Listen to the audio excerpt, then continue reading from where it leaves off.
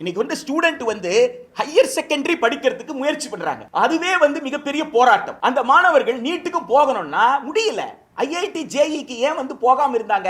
அப்படி ஒரு entrance test இருந்ததுனால அதை பத்தி அவங்க கவலைப்படவே இல்லை. ஏனென்றால் அதற்குண்டான நிதியை, பணத்தை அவங்களால திரட்ட முடியாது, நேரத்தை செலவு செய்ய முடியாது. அப்படியே இருந்தாலும் நீங்க எஸ்சி எஸ்டில எல்லாம் பாத்தீங்கன்னா அவங்களுக்கு 1 இயர் ஒரு பிரிட்ஜ் கோர்ஸ் நடத்தி தான் அப்புறம் எடுத்தாங்க. இப்ப இவ்வளவு சிக்கல்கள் எங்க இருந்தது? ஐஐடில இருந்தது. அப்போ அதே நிலைமை எங்க வருது? நீட்டிலையும் வருது. மாணவர்களுடைய மன உளைச்சலை பற்றி கவலைப்படாமல் ஒரு மாநிலத்தின் தலைவராக இருக்கக்கூடிய ஒரு ஆளுநர் இருக்கிறது நியாயமாங்க? பெற்றோர்களுடைய மன உளைச்சலை பற்றி கவலைப்படாமல், அதற்கு அக்கறை செலுத்தாமல், நாங்க பதில் தானே கேட்கிறோம், நீங்க பதில் அனுப்புங்கன்னு சொல்றோம். பதிலை சட்டப்பேரவைக்கு அனுப்புனீங்கன்னா சட்டப்பேரவை மீண்டும் வந்து விவாதிக்கும். ஏன் மாநில அரசு கோச்சிங் கிளாஸ் நடத்தணும்? மாநில அரசு +2 பாடத்தை ஒழுங்கா நடத்தணும். வகுப்புக்கு ஒரு ஆசிரியர், பாடத்துக்கு ஒரு ஆசிரியர், அங்க வந்து ஆய்வு கூடங்கள், அந்த மாணவர்களுக்கு வந்து ஆன் அண்ட் எக்ஸ்பீரியன்ஸ் கொடுக்கிறதுக்கு ப்ராஜெக்ட் விசிட்ஸ், இப்படி அந்த கோர்ஸ் ஸ்ட்ரெங்தன் பண்றதா ஒரு மாநில அரசோட வேலையா இருக்குமே தவிர அது ஏன் ஒரு ஏஜென்சி நடத்த போற ஒரு டெஸ்டுக்கு கோச்சிங் கொடுக்கிற வேலையை அது செய்யணும்? நீட் என்பதே வெறும் இந்தியாவிற்கானது மட்டுமல்ல. தஞ்சாவூர்ல இருக்கிற மெடிக்கல் காலேஜ் சீட்டு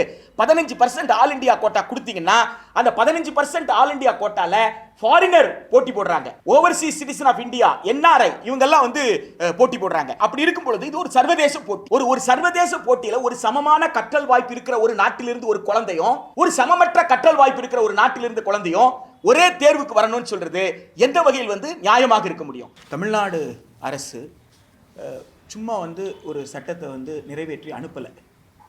நம்ம அடிப்படையில் இங்கே ஒரு சூழ்ச்சி இருக்கிறத உணரணும்னு நான் நினைக்கிறேன். மக்களாட்சி அப்படின்னு சொன்னால் மக்கள் வாக்களித்து தேர்ந்தெடுக்கிற ஒரு அரசு ஆட்சி செய்யும். மக்கள் நம்பிக்கையோடு வந்து வாக்களிக்கிறாங்க. மக்கள் ஏன் வாக்களிக்கிறாங்க? ஒரு கொள்கைக்காக வாக்களிக்கிறார்கள். நான் எந்த கொள்கைக்கு வாக்களித்தாலும் என்னுடைய ஓட்டுனால எந்த லாபமும் கிடையாது. ஒன்றிய அரசு என்ன தீர்மானிக்குதோ அதுதான் சட்டமாக இருக்கும் அப்படின்னு சொன்னால், அப்போ சட்டப்பேரவை தேர்தல் மீது, மக்களாட்சியின் மீதே ஒரு அவநம்பிக்கையை ஏற்படுத்துவது. நீங்கள் ஜெர்மனியில் நீங்கள் பார்க்கலாம், இட்டாலியில் நீங்கள் பார்க்கலாம். முதல் உலகப் போர் முடிந்த பிறகு அந்த ஒப்பந்தத்தில் கையெழுத்து போட்டது யாருன்னு கேட்டால் ஜனநாயக அரசு. அந்த ஒப்பந்தம் மக்களுக்கு எதிராக இருந்தது, மக்களை வந்து அவமானப்படுத்துவதாக இருந்தது என்பதற்காக மக்களுக்கு ஜனநாயகத்தின் மீது ஒரு அவநம்பிக்கையை ஏற்படுத்தி, அந்த அவநம்பிக்கையை பயன்படுத்தி கொண்டு ஒரு சர்வாதிகாரி வளர்ந்தார். அந்த 2 நாட்டிலேயும் ஒவ்வொரு சர்வாதிகாரிகள். அந்த சர்வாதிகாரிகள் தான் பின்னால் வந்து பாசிஸ்டுகளாக, நாசிஸ்டுகளாக மாறினாங்க. இன்றைக்கு மக்களை ஜனநாயகத்தின் மீது நம்பிக்கை இழக்க செய்யக்கூடிய சூழ்ச்சி நடக்குதா அப்படின்றதான் எங்களுக்கு ஏற்பட்டிருக்கக்கூடிய மிக முக்கியமான கவலை. காரணம், அரசமைப்பு சட்டம் மிக தெளிவாக சொல்லுது. Article 200 as soon as possible சொல்லுது. அப்ப as soon as possible எவ்வளவு விரைவு? ஆளுநர், குடியரசுத் தலைவர் போன்றவர்கள் மிக உயர்ந்த பதவியில் இருக்கிறதுனால அவர்களுக்கு ஒரு காலநிலை வந்து தீர்மானிக்கல. ஆனால் நம்முடைய தமிழக ஆளுநருக்கு பேராசிரியர்களை அழைத்து லெக்சர் சீரிஸ் நடத்துறதுக்கு டைம் இருக்கு. பல்வேறு பணிகளை செய்கிறாரு. அவர் கலந்துரையாடல தப்பே கிடையாது. நாங்களே சொல்றோம், எல்லோரும் மக்களிடம் கலந்துரையாடணும்னு சொல்றோம். அப்ப அவரும் தமிழ்நாட்டை தெரிஞ்சு கொள்றது கலந்துரையாடலன்னா அது ஒன்றும் எனக்கு பிரச்சனை இல்லை. ஆனால் ஒன்றிய அரசுடைய கொள்கையை, ஒரு கொள்கை முடிவை அமைச்சரவை தான் எடுக்க முடியும். அமைச்சரவையில் தான் கொள்கை முடிவு என்பது உருவாகும். ஆளுநர் அவர்கள் கொள்கை முடிவை உருவாக்க முடியாது. அப்போ ஒன்றிய அரசு ஒரு கொள்கை முடிவு எடுத்திருக்குதுன்னா அந்த கொள்கை முடிவு மாநிலத்திற்கு உகந்ததா இல்லையான்னு எடுக்க வேண்டிய இடம் எதுன்னு கேட்டால் அமைச்சரவை. அந்த அமைச்சரவை மக்கள் பிரதிநிதிகளால் உருவாக்கப்படுகிறது. இப்போ நாங்கள் இந்த 3 மாதம் ஆயிடுச்சுன்னு சொன்ன உடனே முதல்ல ஆளுநர் மாளிகைக்கு நாங்கள் வந்து ரைட் டு இன்ஃபர்மேஷன் ஆக்டில் அப்ளிகேஷன் போட்டோம். அவர்கிட்ட மசோதாவின் இன்றைய நிலை என்ன நடவடிக்கை எடுக்கப்பட்ட 2 கேள்வி கேட்டிருந்தோம். 2 கேள்விக்கும் அவர் என்ன பதில் கொடுக்குறாருன்னா அண்டர் கன்சிடரேஷன் பதில் கொடுத்துருக்காங்க. முதலமைச்சர் அலுவலகத்திற்கு போட்டோம், தலைமைச் செயலாளர் அலுவலகத்துக்கு போட்டோம். முதலமைச்சர் அலுவலகத்திலிருந்து இன்னைக்கு தேதி வரைக்கும் எங்களுக்கு பதில் வரல. தலைமைச் செயலாளர் அலுவலகத்திலிருந்து தலைமைச் செயலாளர் தகவல்லாம் கொடுக்கறது இல்லை, உரிய துறைக்கு அனுப்பியிருக்கிறோம், துறை உங்களுக்கு அனுப்புவாங்கன்னு சொல்லி அதோட நகலை எங்களுக்கு அனுப்புனாங்க. ஆனால் இன்னைக்கு தேதி வரைக்கும் அதுக்கு பதில் அனுப்பலை. அவங்க கிட்ட கூடுதலாக 2 கேள்வி கேட்டிருந்தோம். மசோதாவை அனுப்பிய பிறகு நீங்கள் ஆளுநருக்கு ஏதாவது கடிதம் எழுதியிருந்தீர்களா? அவ்வாறு கடிதம் எழுதியிருந்தார் அவரிடமிருந்து ஏதாவது பதில் இருந்ததா? அவ்வாறு கடிதம் பதில் இருந்ததுன்னு சொன்னா அந்த கடிதத்தோட நகலை எங்களுக்கு கொடுக்கணும் அப்படின்னு சொல்லி கேட்டிருந்தோம். இன்றைக்கு தேதி வரைக்கும் முதலமைச்சர் அலுவலகத்திலிருந்து எங்களுக்கு எந்த விதமான பதிலும் வந்து வரல. இப்போ நாங்கள் என்ன இந்த விஷயத்தில் பார்க்கிறோம் அப்படின்னு சொன்னா, அடுத்த நீட்டுக்கான அறிவிப்பு ஜனவரி மாதம் வர தொடங்க போகுது. தமிழ்நாட்டில் வந்து உங்களுக்கு ஆளுநர் கொடுக்கக்கூடாதுன்னு ஒரு குரல் ஒலிச்சிட்டு இருக்கு. இன்னொரு பக்கம் தமிழ்நாடு அரசு வந்து ஆளுநரிடமிருந்து நாங்கள் பெற்று விடுவோம் அப்படின்னு சொல்றாங்க. இந்த காலதாமதம் என்பது ஒரு நியாயமற்ற ஒரு காலதாமதம். இந்த தேர்வே, இந்த நீட் என்பது ஒரு தேர்வே கிடையாதுங்க. தேர்வுன்றது என்னங்க? ஒரு குழந்தையினுடைய கற்றல் திறன் வெளிப்பாட்டை அளப்பது தான் வந்து மதிப்பீடு, எவாலுவேஷன். எவாலுவேஷன் எப்பொழுதுமே ஒரு சிலபஸினுடைய ஒரு பகுதி. நீங்க வந்து ஒரு சிலபஸை கொடுத்துட்டீங்க, அந்த சிலபஸினுடைய ஒரு பகுதியாக மதிப்பீட்டு முறை, கற்பித்தல் முறை, மதிப்பீட்டு முறை ரெண்டும் கொடுத்துட்டீங்க. நீங்க கொடுத்த சிலபஸ்ல அவர்களுடைய வயதிற்கு தகுந்தாற் போல எந்த அளவுக்கு கற்றல் திறன் இருக்கிறதோ அந்த கற்றல் திறனை அவர்கள் வெளிப்படுத்திட்டாங்க. அப்போ இந்த வயதுல இருக்க வேண்டிய கற்றல் திறன் இருக்குன்னு சொன்னா அடுத்த வயதிற்கும் அவர்களுக்கு அந்த வயதுக்கு தேவையான கற்றல் திறன் இருக்கதானே போகுது. நாங்க அந்த அறிக்கையில குறிப்பிட்டது போல தமிழ்நாட்டில் ஒற்றை ரூபாய் செலவு செய்யாமல் ஒரு குழந்தையால தமிழ் வழியில 1ஆம் வகுப்பிலிருந்து 12ஆம் வகுப்பு வரைக்கும் படிக்க முடியும். தமிழ் வழியில படிக்கிற பிள்ளைங்க தேர்வு கட்டணம் கூட செலுத்த வேண்டியதில்லை. அது இல்லாமல் ஊக்கத்தொகையை அரசு கொடுக்குது. அப்போ ஒற்றை ரூபாய் கூட செலவு செய்யாமல் நீ எல்லாம் வந்து எம்பிபிஎஸ்க்கு வந்துருவியா என்ற குரலாகத்தான் நாங்கள் நீட்டை பார்க்கிறோம். இந்த நீட் என்ன செய்யுது? ஏற்கனவே எந்த சிலபஸ்ல, எந்த சிபிஎஸ்சி எடுத்துக்கோங்க, சிபிஎஸ்சி கொடுத்த சிலபஸ், சிபிஎஸ்சி கொடுத்த டெக்ஸ்ட் புக்கு, அதே சிலபஸ் அதே டெக்ஸ்ட் புக்ல இன்னொரு வாட்டி நடத்துறீங்க, அவ்வளவுதானே. அது ஏன் 2வது வாட்டி நடத்தணும்? டைரக்டரேட் ஆஃப் கவர்மெண்ட் எக்ஸாமினேஷன் நடத்தி கொடுத்தா, மத்திய அரசாங்கத்துடைய central board of secondary education நடத்தி கொடுத்தா அதுக்கு பேர் எலிஜிபிலிட்டி கிடையாது. ஆனா ஒரு ஏஜென்சி நடத்தினா அதுக்கு பேர் எலிஜிபிலிட்டின்னு சொன்னா இதற்கு பின்னால் மிகப்பெரிய வணிக சூழ்ச்சி இருக்கிறது. என்றால் பசங்க வந்து போட்டி போடட்டும், போட்டி போடும் பொழுது கோச்சிங் வரட்டும், கோச்சிங் வரும் பொழுது அவங்க ஸ்கூலுக்கு ஃபீஸ் கட்டுறாங்களோ இல்லையோ கோச்சிங் கிளாஸ்க்கு ஸ்கூல் ஃபீஸ் கட்டி ஆகணும். இப்போ மாநில அரசு மேல என்ன சுமையை சுமத்த வேண்டியதுன்னா கோச்சிங்க்கு நீயே வந்து செலவு பண்ணு, கோச்சிங் கிளாஸை நீ நடத்து. ஏன் மாநில அரசு கோச்சிங் கிளாஸ் நடத்தணும்? மாநில அரசு +2 பாடத்தை ஒழுங்கா நடத்தணும். வகுப்புக்கு ஒரு ஆசிரியர், பாடத்துக்கு ஒரு ஆசிரியர், அங்க வந்து ஆய்வு கூடங்கள், அந்த மாணவர்களுக்கு வந்து ஆன் அண்ட் எக்ஸ்பீரியன்ஸ் கொடுக்கிறதுக்கு ப்ராஜெக்ட் விசிட்ஸ், இப்படி அந்த கோர்ஸை ஸ்ட்ரென்தன் பண்றதா ஒரு மாநில அரசோட வேலையா இருக்குமே தவிர அது ஏன் ஒரு ஏஜென்சி நடத்த போற ஒரு டெஸ்ட்டுக்கு கோச்சிங் கொடுக்கிற வேலையை அது செய்யணும்? எனவே இது வந்து ஒரு சர்வதேச வணிக சூழல். நீட் என்பதே வெறும் இந்தியாவிற்கானது மட்டுமல்ல. தஞ்சாவூர்ல இருக்கிற medical college seat 15% all India quota கொடுத்தீங்கன்னா அந்த 15% ஆல் இந்தியா கோட்டால ஃபாரினர் போட்டி போடுறாங்க. Overseas citizen of India, NRI, இவங்கெல்லாம் வந்து போட்டி போடுறாங்க. அப்படி இருக்கும் பொழுது இது ஒரு சர்வதேச போட்டி. ஒரு சர்வதேச போட்டியில ஒரு சமமான கற்றல் வாய்ப்பு இருக்கிற ஒரு நாட்டிலிருந்து ஒரு குழந்தையும் ஒரு சமமற்ற கற்றல் வாய்ப்பு இருக்கிற ஒரு நாட்டிலிருந்து குழந்தையும் ஒரே தேர்வுக்கு வரணும்னு சொல்றது எந்த வகையில் வந்து நியாயமாக இருக்க முடியும்? எனவே அரசமைப்பு சட்டம் தந்திருக்கிற கூட்டாட்சி தத்துவத்தின் அடிப்படையில் மாநில உரிமையை ஆளுநர் அவர்கள் மதிக்கணும், ஆளுநர் அவர்கள் மதிக்க வேண்டும் என்று சொல்வதற்காகத்தான் நாங்கள் ஜனவரி 30 நாங்கள் வந்து தேர்ந்தெடுத்தோம். 30 நாட்கள் நாங்கள் மக்களிடம் சென்று உரையாட போகிறோம். இதோ பாருங்க உங்களுக்கு சிபிஎஸ்இ டெக்ஸ்ட் புக்கு, இதோ பாருங்க உங்களுக்கு +2 டெக்ஸ்ட் புக்கு. இதே இதுல கவர்மெண்ட் ஒரு எக்ஸாம் நடத்துது, ஆனா கவர்மெண்ட் எக்ஸாம் நடத்தினா அது எலிஜிபிலிட்டி கிடையாதுன்னு சொல்றாங்க. ஆனா வந்து ஒரு ஏஜென்சி நடத்தினா எலிஜிபிலிட்டின்றாங்க. ஏன்னா கவர்மெண்ட் துட்டு கொடுக்காம பிள்ளைகளுக்கு வந்து ஸ்கூல்ல வந்து பாடம் நடத்துது. ஆனா வந்து ஒரு கோச்சிங் சென்டருக்கு போனா துட்டு கொடுத்து தான் படிக்கணும். அப்ப நீ துட்டு கொடுக்காம உயர்கல்விக்கு வராதேன்னு சொல்ற சூழ்ச்சி தான் என்பதை மக்களுக்கு வந்து நாங்க உணர்த்த போறோம். அது திண்ணை கூட்டங்களாக இருக்கலாம், அது வந்து வேன் பிரச்சாரமாக இருக்கலாம், தெருமுனை கூட்டங்களாக இருக்கலாம். எந்தெந்த வடிவத்தில் முடியுமோ அந்தந்த வடிவத்தில் தமிழ்நாட்டில் இருக்கிற அனைத்து மாவட்டங்களையும் நாங்க நடத்துறோம். 30 நாட்களும் 30ஆம் தேதி எதுக்காக சூஸ் பண்ணோம்னா, அண்ணல் காந்தியடிகள் அவர்கள் தனிநபர் சத்தியாகிரகத்தை நடத்தி இருக்கிறாரு, உண்ணாவிரத போராட்டத்தை நடத்தி இருக்கிறாரு. பாபா சாஹிப் அம்பேத்கர் அவர்கள் நவம்பர் 25, 1946 பேசும்போது என்ன சொல்றாரு? when constitution is in force you should adopt only constitutional methods. இந்த மாதிரி மெத்தட்ஸ் தேவையில்லை அப்படின்னு சொல்றாரு. அரசமைப்பு சட்டம் நடைமுறையில் இருக்கும் பொழுது அரசமைப்பு சட்டத்திற்கு உட்பட்டு தான் உங்கள் போராட்டம் இருக்கணும் அப்படின்னு சொல்றாரு. சொன்னவரே அடுத்த வார்த்தை என்ன சொல்றாருன்னா, அரசமைப்பு சட்டத்தை மதிக்காமல் அரசமைப்பு சட்டத்திற்கு புறம்பாக அரசு நடந்து கொள்ளுமையானால் அப்பொழுது இத்தகைய போராட்டங்கள் தவிர்க்க முடியாதது என்று பாபா சாஹிப் அம்பேத்கர் அவர்கள் நவம்பர் 25, 1949 கான்ஸ்டிடியூவன்ட் அசெம்பிளி டிபேட்ஸை தொகுத்து பேசும்போது அவர் வந்து பேசியிருக்கிறார். எனவே ஆனால் அம்பேத்கர் காட்டிய வழியில் நாங்கள் ஆளுநர் அவர்கள் அரசமைப்பு சட்டத்தை மதிக்க தவறுகிறார்கள். தமிழ்நாட்டில் இருக்கக்கூடிய அரசு ஆளுநர் அவர்களை அரசமைப்பு சட்டத்தை மதித்து நடந்து கொள்ள தான் எடுக்க வேண்டிய நடவடிக்கை எடுக்க சொல்லணும் என்று வலியுறுத்தி தான் அந்த உண்ணாவிரதம். இந்த உண்ணாவிரதத்திற்கெல்லாம் அவர்கள் செவி சாய்க்கல அப்படின்னு சொன்னா, ஏன்னா ஆளுநர் கிட்ட இருந்து போனதுக்கு அப்புறம் அது குடியரசுத் தலைவருக்கு போயிட்டு வரணும். எனவே நாங்க என்ன முடிவு பண்ணோம், குடியரசுத் தலைவர் ஒப்புதல் கிடைக்கும் வரை தனிமனித சத்தியாகிரகத்தை தொடர்வது என்கின்ற வகையில தான் பொதுச் செயலாளர் என்ற வகையில் நான் வந்து காலவரை இல்லாமல் அந்த மசோதாவிற்கு ஒப்புதல் கிடைக்கிற வரைக்கும் உண்ணாநிலை போராட்டத்தை 30ஆம் தேதிக்கு பிறகு வந்து தொடர்றது அப்படின்னு சொல்லி நாங்கள் வந்து முடிவு பண்ணியிருக்கிறோம். இதில் உங்களுக்கு ஏதாவது கேள்விகள் இருந்தால் கேட்கலாம். தமிழ்நாட்டில் வாய்ப்பு இருக்கிற இடத்துல நாங்கள் வந்து ஒரு நோட்டீஸ் போட்டு, இப்போ எப்படி ஸ்டேட்மெண்ட் கொடுத்துருக்கோமோ அந்த மாதிரி நோட்டீஸ் போட்டு எல்லா இடத்துலையும் அனுப்பிடுவோம். எங்கெங்கே யார் யாருக்கு வாய்ப்பு இருக்கோ அவர்கள் போவாங்க. இப்போ ஒரு மாவட்டத்திலேருந்து இன்னொரு நோய் தொற்று காலம் எப்படி இருக்கோ நமக்கு சொல்ல முடியாது. எனவே நோய் தொற்று தன்மையை உணர்ந்து மக்களுக்கு யாருக்குமே பாதிப்பு இல்லாமல் எங்களுடைய இந்த மக்கள் சந்திப்பு இயக்கத்தை நாங்கள் வந்து நடத்துவோம். அந்த போர்ட்டோகாலை எப்படி மெயின்டைன் பண்ண முடியுமோ அந்த போர்ட்டோகாலை மெயின்டைன் பண்ணி நாங்கள் வந்து நடத்துவோம். சார், ஏடிஎம்கே ஆட்சிலேயே இதே தான் பண்ணாங்க. சட்ட மசோதா நிறைவேற்றினாங்க, அதை வந்து ஆனர் பண்ணினாங்க, குடியரசுத் தலைவர் போச்சு. இப்போ இதில் திமுக என்ன பண்ணும்? இந்த அரசு இப்போ தற்போது இருக்கக்கூடிய அரசு என்ன பண்ண முடியும்? நீங்கள் இந்த உண்ணாவிரத போராட்டத்தினுடைய நோக்கமே இதுதாங்க. கடந்த ஆட்சியில் நிறைவேற்றப்பட்ட அந்த சட்ட மசோதாக்கள் 2017 அனுப்பி வைக்கப்பட்டது. 2017 அனுப்பி வைக்கப்பட்டது. செப்டம்பர் மாதமே அவங்க கிட்ட இருந்து திரும்பி வந்திருக்கு. ஆனால் செப்டம்பர் மாதம் திரும்பி வந்ததை பகிரங்கமாக எந்த காரணத்திற்காக எவ்வாறு அவர்கள் திருப்பி அனுப்பினார்கள் அல்லது காரணத்தை சொன்னாங்க சொல்லலைன்றத சட்டப்பேரவையில் அவங்க வந்து விவாதிக்கவே இல்லை. நாங்கள் வந்து உயர்நீதிமன்றத்தில் ஒரு வழக்கு போட்டோம். இந்த மசோதா என்னிடம் வரவில்லை என்று குடியரசுத் தலைவர் வந்து ஒரு ராஜ்யசபா உறுப்பினருக்கு எழுதின கடிதத்தில் வந்து சொல்லியிருக்கிறாரு. அப்போ குடியரசுத் தலைவருக்கு இந்த மசோதா போகலைன்னா இந்த மசோதா எங்கே போயிருக்கு அப்படின்னு கேட்டு நீதிமன்றத்தில் நாங்கள் வழக்கு போட்டோம். அந்த வழக்கு 2019 தான் விசாரணைக்கு வருது. அப்படி விசாரணைக்கு வரும்பொழுது தான் அவங்க செப்டம்பர் மாதமே வந்து 2017 வந்து அவங்க திருப்பி அனுப்புறதை கேட்குறாங்க.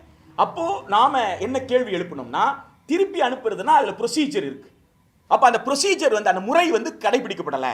200ல் ஒரு மசோதா, அரசமைப்பு சட்டத்தின் பிரிவு 200ல் ஒரு மசோதா குடியரசுத் தலைவருக்கு அனுப்பப்பட்டால் 201ல் அவர் அதை திருப்பி அனுப்பும் பொழுது he should send it with a message. கவர்னருக்கு அனுப்பி கவர்னர் வித் மெசேஜ் சட்டப்பேரவைக்கு அனுப்பணும். அப்ப கவர்னர் வித் மெசேஜ் சட்டப்பேரவைக்கு நடத்தல. அப்போ ப்ரொசீஜர் லாப்ஸ் போன மசோதால் நடந்தது. அப்போ கேட்கும் பொழுது நீதிமன்றம் என்ன சொல்லிடுச்சுன்னா, நீங்க கேட்ட கேள்வி மசோதா எங்க இருக்குன்னு தான் கேட்டீங்க, அந்த ஸ்கோப் முடிஞ்சு போச்சு. வேணும்னா நீங்க இன்னொரு கேஸ், இது ப்ரொசீஜர் லாப்ஸ் இருக்குன்றது எங்களுக்கு உணருது, நீங்க சட்டத்துக்கு உட்பட்டு நீங்க இன்னொரு வழக்கு போடணும்னா நீங்க போட்டுக்கலாம் அப்படின்னு சொன்னாங்க. ஆனால் 2019 என்எம்சி ஆக்ட் வந்துருச்சு. அப்போ அதே மசோதாவை வச்சுட்டு நம்ம செக்ஷன் 10D இருக்கும் பொழுது அந்த மசோதா இப்போ வந்து என்எம்சி ஆக்ட் வந்துட்டதுனால ஆர்டினன்ஸா ஃபர்ஸ்ட் கொண்டு வந்தாங்க, அப்புறம் பில்ல அவங்க வந்து தாக்கல் பண்ணாங்க. அது வந்ததுக்கு அப்புறம் புதுசா ஒரு மசோதா நிறைவேற்ற வேண்டிய அவசியம் இருக்கு. இந்த மசோதா தேர்தல் வாக்குறுதிங்க, இது பொலிட்டிக்கல் மேண்டேட். அப்ப மக்கள் தங்களிடம் இருக்கக்கூடிய இறையாண்மையை வாக்குச்சீட்டின் வாயிலாக அரசுக்கு கொடுத்திருக்கிறாங்க. எனவே அந்த வாக்குச்சீட்டில் அவங்க நீட்டை நிராகரிச்சு 2016 செல்வி ஜெயலலிதா பாளையங்கோட்டையில பேசினாங்கல்ல, அப்ப 2016 அதே தான், நீட்டை நிராகரித்து தான் மக்கள் வாக்களித்தார்கள். 2019 நாடாளுமன்ற தேர்தலில் சேலத்தில் வந்து ராகுல் காந்தி அவர்கள் பேசலையா? எனவே நீட்டை நிராகரித்து தான் 2019 தமிழ்நாட்டு மக்கள் வாக்களித்தார்கள். இன்றைக்கும் அனைத்து இந்திய அண்ணா திராவிட முன்னேற்ற கழகம் உட்பட அனைத்து கட்சிகளுமே நீட்டை நிராகரித்து தான். நீங்க அப்ப எந்த கட்சியெல்லாம் நீட்டை நிராகரித்து மக்களுக்கு வாக்கு கொடுத்தாங்களோ அந்த கட்சியெல்லாம் சேர்ந்து தான் உங்களுக்கு வந்து மசோதாவை வந்து நிறைவேற்றி அனுப்பியிருக்கிறாங்க. எங்களுக்கு என்ன பயம்னா, போன மசோதாக்கு நடந்த மாதிரி எங்க இருக்குன்னு தெரியாம காலத்தை கடத்திட்டு அப்புறம் காலம் கடந்துருச்சு அப்படின்ற மாதிரியான ஒரு சிக்கல்களை உருவாக்க கூடாது. வேற வகையான சட்ட சிக்கல்களை உருவாக்க முயற்சி செய்யக்கூடாது. மாணவர்களை மிகப்பெரிய குழப்பத்தில் இன்னைக்கு வந்து ஸ்டூடெண்ட் வந்து ஹையர் செகண்டரி படிக்கிறதுக்கு முயற்சி பண்றாங்க. அதுவே வந்து மிகப்பெரிய போராட்டம். அந்த மாணவர்கள் நீட்டுக்கு போகணும்னா முடியல. ஐஐடி ஜேஇக்கு ஏன் வந்து போகாம இருந்தாங்க? அப்படி ஒரு என்ட்ரன்ஸ் டெஸ்ட் இருந்ததுனால அதை பத்தி அவங்க கவலைப்படவே இல்லை. ஏனென்றால் அதற்குண்டான நிதியை, பணத்தை அவங்களால் திரட்ட முடியாது, நேரத்தை செலவு செய்ய முடியாது. அப்படியே இருந்தாலும் நீங்க எஸ்சி எஸ்டில எல்லாம் பாத்தீங்கன்னா அவங்களுக்கு 1 இயர் ஒரு பிரிட்ஜ் கோர்ஸ் நடத்தி தான் அப்புறம் எடுத்தாங்க. இப்போ இவ்வளவு சிக்கல்கள் எங்க இருந்தது? ஐஐடியில் இருந்தது. அப்போ அதே நிலைமை எங்க வருது? நீட்டிலையும் வருது. எனவே மாணவர்களுடைய மன உளைச்சலை பற்றி கவலைப்படாமல் ஒரு மாநிலத்தின் தலைவராக இருக்கக்கூடிய ஒரு ஆளுநர் இருக்கிறது நியாயமாங்க? பெற்றோர்களுடைய மன உளைச்சலை பற்றி கவலைப்படாமல் அதற்கு அக்கறை செலுத்தாமல் நாங்க பதில் தானே கேட்கிறோம். நீங்க பதில் அனுப்புங்கன்னு சொல்றோம். பதிலை சட்டப்பேரவைக்கு அனுப்புனீங்கன்னா சட்டப்பேரவை மீண்டும் வந்து விவாதிக்கும். நீங்க திருப்பி அனுப்புனா கூட நீங்க ஒரு பதிலை அனுப்புங்கன்னு சொல்றோம். குடியரசுத் தலைவருக்கு ஆளுநர் என்ன செய்யணும்? அவர் வந்து எக்ஸ் ஐபிஎஸ் ஆபீசர், இந்திய அரசமைப்பு சட்டத்தை நன்றாக படித்திருப்பார். அவர் என்ன சொல்லணும்? இந்த மாநிலத்தில் இருக்கிற மருத்துவ கல்லூரியுடைய எண்ணிக்கை என்ன, இந்த மாநிலத்தில் குழந்தைகளுடைய படிப்பு எத்தகையில் இருக்கு, எவ்வளவு தரமா இருக்கு, எனவே இந்த மாநிலத்தினுடைய பிரத்யோக நலன் கருதி இயற்றப்பட்ட சட்டம் என்பதனால் குடியரசுத் தலைவர் இதற்கு ஒப்புதல் கொடுக்கிறோம் ஆளுநர் வந்து பரிந்துரைக்கணும். மக்கள் நலனுக்கு எதிராக ஆளுநர் வந்து செயல்படக்கூடாது. எனவே தேர்ந்தெடுக்கப்பட்ட அரசு தன் தேர்தல் வாக்குறுதியை நிறைவேற்றி இருக்கிறது.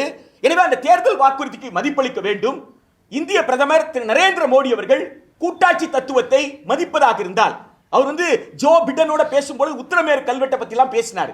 அதெல்லாம் உண்மை என்று சொன்னால் அவர் மக்களாட்சி மாண்புக்கு மதிப்பளிக்கணும்.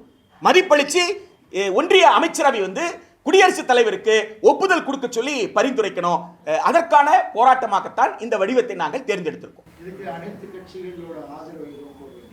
கண்டிப்பாக இந்த கடிதம் என்பது அனைத்து அமைப்புகளுக்கும், அனைத்து கட்சிகளுக்கும், அனைத்து மக்களுக்கும் நாங்கள் கொடுப்போம். தமிழ்நாடு மாணவர் பெற்றோர் நலச்சங்கத்துடைய தலைவர் வந்திருக்கிறாரு. தமிழ்நாடு மாணவர் பெற்றோர் நலச்சங்கமும் அதை எடுத்து பண்ணோம். கொஞ்சம் தாமதமாக வந்தார் திரு முனைவர் முருகையன் அவர்கள். திட்டமிட்ட ஜனநாயகத்தின் மீது வெறுப்பு ஏற்படுத்துகிற சூழ்ச்சியாக பார்க்கிறேன்.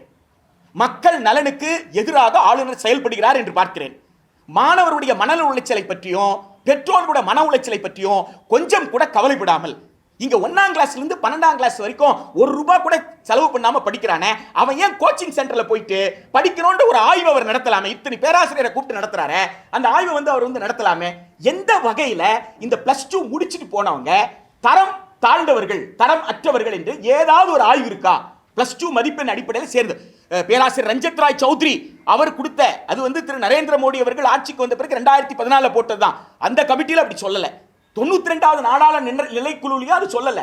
இது உச்சநீதிமன்றம் உட்பட இந்த நிலைக்குழுவாகட்டும் வல்லுநர் குழுவாகட்டும் இவங்க என்ன சொல்ல வந்தாங்கன்னா, தனியார் கட்டண கொள்ளையை கட்டுப்படுத்துவதற்கு, தனியார் கல்லூரியில் நடக்கக்கூடிய தனியார் சுயநிதி பல்கலைக்கழகங்களில் டீம்டு யூனிவர்சிட்டி நடக்கக்கூடிய முறையற்ற மாணவர் சேர்க்கை ஒழுங்குபடுத்துவதற்குன்றதான் அந்த 92வது நாடாளுமன்ற நிலைக்குழு அறிக்கை, பேராசிரியர் ரஞ்சித் ராய் சௌத்ரி அறிக்கை, உச்சநீதிமன்றத்துடைய தீர்ப்பு எல்லாவற்றிலுமே இருக்கு. ஆனால் இவர்கள் தனியார் கல்லூரியில் ஒரு மாணவர் நீட்டில் ஹையர் ஸ்கோர் எடுத்து அந்த மாணவரால் தனியார் கல்லூரி கேட்கிற அளவுக்கு பணம் கட்ட முடியலன்னா அவர் விலகிடுறாரு. அவர் விலகிட்ட பிறகு அவரை விட குறைந்த ஸ்கோர் வாங்கினவர் தான் உள்ள போறாரு. அப்ப என்ன தகுதியை நீங்க தீர்மானிச்சீங்க? என்ன தகுதியை நீங்க உத்தரவாதப்படுத்துறீங்க? கேட்கிற பணத்தை கட்டிட்டு தான் உள்ள போக முடியும்னா எங்கிருந்து நீங்க வணிக மையத்தை நீங்க ஒழிச்சிங்க? நீட்டின் நோக்கமாக சொல்லப்பட்ட ரெண்டையுமே நீட்டால் செய்ய முடியலன்னு தெரிஞ்ச பிறகு மாநிலத்தின் பிரத்யோக தேவை, ஒரு இந்தியா முழுக்க ஒரு அரசு இருக்கு, இந்தியா முழுக்க ராணுவம் மற்ற விஷயங்கள் இருக்கு, அதற்காக சில சட்டங்கள் எழுதுறாங்க. குறிப்பிட்ட சட்டங்கள் அந்தந்த மாநிலத்துடைய பண்பாடு, பூகோளத்தை வைத்து தாங்க வரலாறு, பூகோளத்தை வைத்து தான் பண்பாடு.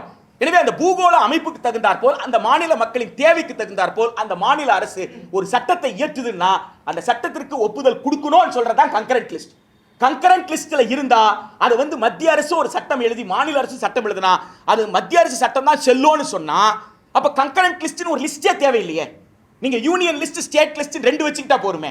கன்கரண்ட் லிஸ்ட் ஏன் ஒரு லிஸ்ட் வச்சிருக்காங்க? இது யூனியன் ஸ்டேட் எழுத முடியாது, இது ஸ்டேட் யூனியன் எழுத முடியாது. ஆனா கன்கரண்ட்ல இந்தியா முழுக்க ஒரு சட்டம் எழுதினாலும் அந்த மாநிலத்திற்கு அது பொருந்தாது என்று சொல்லும்போது மாநில சட்டப்பேரவை சட்டம் இயற்றக்கூடிய அதிகாரம். மாடல் டென்டல் காலேஜ் கேஸ்ல கன்கரிங் ஜட்ஜ்மெண்ட் கொடுத்த அந்த நீதிபதி இதை மிக தெளிவாக சொல்லியிருக்கிறார். ஒரு மாநிலத்திற்குள்ள இருக்கக்கூடிய அசமத்துவமான அந்த கற்றல் சூழலை அந்த மாநில சட்டப்பேரவை தவிர, அந்த மாநில அரசை தவிர வேறு யாரால் கவனித்து முடிவெடுக்க முடியும்னு சொல்லியிருக்கிறாங்க. எனவே கூட்டாட்சி தத்துவத்தையும் அரசமைப்பு சட்டத்தையும் மதித்து ஆளுநர் அவர்கள் அப்படித்தான் அவர் சத்தியப்பிரமாணம் எடுத்திருக்கிறார். அரசமைப்பு சட்டத்தை நடைமுறைப்படுத்துவதாக அரசமைப்பு சட்டத்தை உயர்த்தி பிடிக்க வேண்டும் என்பதுதான் எங்களுடைய கோரிக்கை. நீட் என்ற ஒரு கொடுமையான வழக்கத்தை பல வருடங்களாக எங்களுடைய பொதுப்பள்ளிக்கான மாநிலமிடையும் பிற சமூக நலம் நாடும் அமைப்புகளும் சில அரசியல் கட்சிகளும் அதை எதிர்த்து வந்துள்ளன.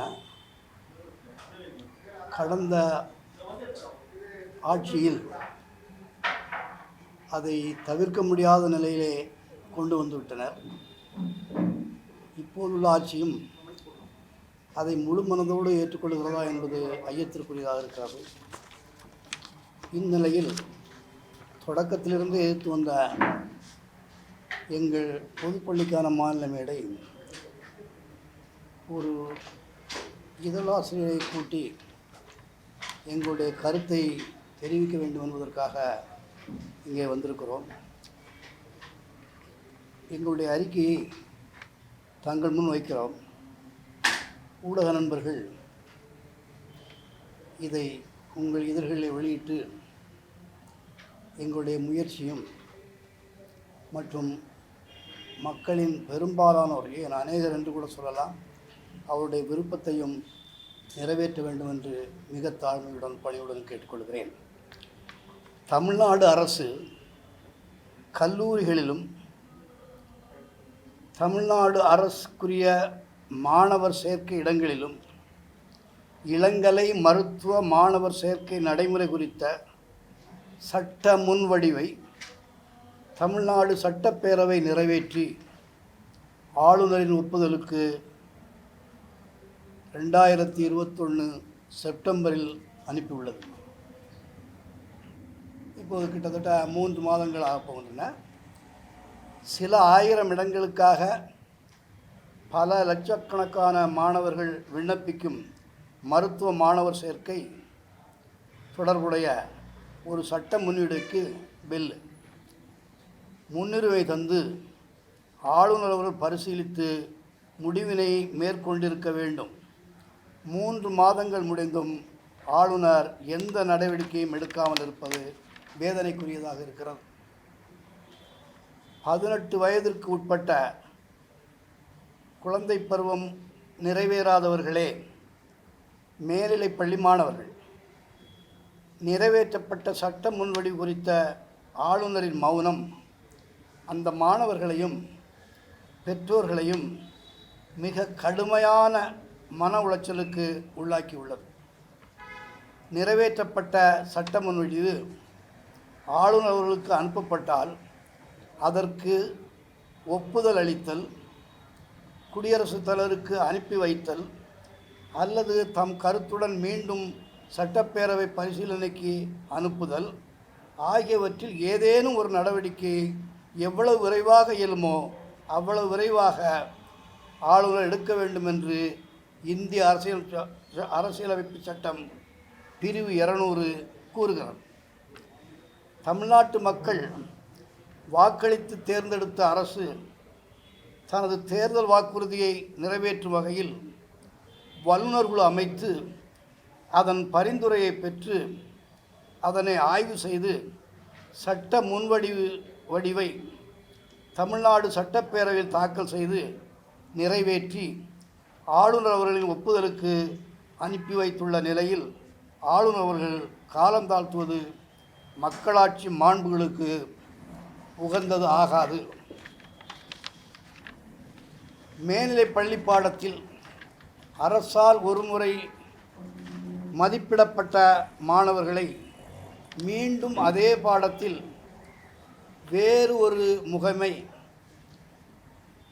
மதிப்பிடுவதும் அந்த முகமை தரும் மதிப்பீட்டு சான்றே மருத்துவக் கல்லூரி சேர்க்கைக்கு தகுதியாக கொள்ளப்படுவதும் வேடிக்கையாக இருக்கிறது. இது பொது நியதிக்கு முரண்பட்டது, கல்வியல் செயல்பாட்டுக்கு எதிரானது. மாணவர்களை மிக கடுமையான மன உளைச்சலுக்கு உள்ளாக்கி அவர்களை மருத்துவக் கல்லூரியிலிருந்து விலக்கி வைக்கிறது என்று நாங்கள் உணர்கிறோம். தமிழ்நாட்டில் தமிழ் வழியில் முதல் வகுப்பு முதல் 12ஆம் வகுப்பு வரை கட்டணமில்லாமல் கற்பதை ஊக்குவிப்பதற்காக உதவித்தொகை, கல்விக் கருவிகள் என அனைத்து வசதிகளையும் தந்து தரமான கல்வியை அரசு வழங்கி வரும் நிலையில் இதற்கு மதிப்பளிக்காமல் தனியார் நிறுவனங்களில் லட்சக்கணக்கில் பணம் செலவழித்து பயிற்சி மேற்கொண்டு எழுதும் தேர்வுக்கு மதிப்பிடுவது ஒரு சமூக நீதிக்கு எதிரானதாகும். இந்திய அரசியலமைப்பு சட்டம் கூட்டாட்சி தத்துவத்தின் அடிப்படையில் அமைந்துள்ளது என்பது அனைவரும் அறிவோம். ஒன்றிய அரசின் சட்டம் இயற்றும் அதிகாரம், மாநில அரசின் சட்டம் இயற்றும் அதிகாரம், ஒப்பிசைந்து சட்டம் இயற்றும் அதிகாரம் என அரசியலமைப்பு சட்டம் வரையறுத்துள்ளது. ஒப்பிசைந்து சட்டம் இயற்றும் அதிகார பட்டியலில் உள்ள பொருளில் ஒன்றிய அரசு இயற்றும் சட்டம் ஒரு மாநிலத்தின் தேவையை அதன் தன்மைக்கு ஏற்றவாறு நிறைவேற்றவில்லை என்றால் மாநில அரசு அந்த மாநில மக்களின் நலன் கருதி ஒரு சட்ட முன்வடிவை இயற்றலாம். அவ்வாறு மாநில சட்டப்பேரவையில் இயற்றப்பட்ட சட்ட முன்வடிவிற்கு குடியரசுத் தலைவர் ஒப்புதல் பெற வாய்ப்பளித்தொரு வகையில் அமைப்பதுதான் இந்த ஒப்பிசைவு பட்டியல். மாநிலத்தின் தேவை, மாணவர்களின் நலன், அரசமைப்பு சட்டம் வழங்கியிருக்கும் உரிமை ஆகியவற்றின் அடிப்படையில் தமிழ்நாடு அரசு சட்டப்பேரவையில் தமிழ்நாடு மருத்துவ இளங்கலை படிப்பு சேர்க்கையான சட்டம் 2021, Tamil Nadu admission to under graduate medical college courses act 2021 நிறைவேற்றி ஆளுநர்களுக்கு அனுப்பியுள்ளது. தமிழ்நாடு மக்களின் நலன் கருதி சட்ட முன்வடிவை குடியரசுத் தலைவர் ஒப்புதலுக்கு ஆளுநர்கள் விரைந்து அனுப்பிட வேண்டும் என்று பொதுப்பள்ளிக்கான மாநில மேடை கோருகிறது. இந்த கோரிக்கையை வலியுறுத்தி 2022 ஜனவரி மாதம் தமிழ்நாடு முழுவதும் மக்கள் சந்திப்பு இயக்கத்தை நடத்துவது எனவும், மகாத்மா காந்தி அவர்கள் சுட்டுக் கொல்லப்பட்ட நாளான ஜனவரி 30 அன்று உண்ணாநிலை அறப்போராட்டம் நிகழ்த்துவது எனவும், குடியரசுத் தலைவர் ஒப்புதல் கிடைக்கும் வரை அந்த உண்ணாநிலை போராட்டத்தை அமைப்பின் பொதுச் செயலாளர் தொடர்வது எனவும் பொதுப்பள்ளிக்கான மாநில மேடை தீர்மானித்துள்ளது. இதுதான் எங்களுடைய தீர்மானம். நிச்சயமாக இந்த எங்களுடைய வலியுறுத்தலின் மூலம் அரசு செவிசாய்க்கும். அதாவது மாநில அரசு மட்டுமல்ல, மத்திய அரசு செவிசாய்க்கும். குறிப்பாக கவர்னர் அவர்கள் நம்முடைய தமிழ்நாடு அரசு அனுப்பியுள்ள அந்த சட்ட முன்வடிவை பரிந்துரையை குடியரசுத் தலைவர் ஒப்புதலுக்கு அனுப்ப வேண்டும் என்பதுதான் எங்களுடைய முக்கியமான கோரிக்கை. அந்த கோரிக்கையை கண்டிப்பாக நிறைவேறும் என நாங்கள் எதிர்பார்க்கிறோம். அதற்கு ஊடக நண்பர்களும் எங்களுக்கு உதவியாக இருக்க வேண்டும் என்று நான் இந்த நேரத்தில் வேண்டிக் கொள்கிறேன். நன்றி, வணக்கம்.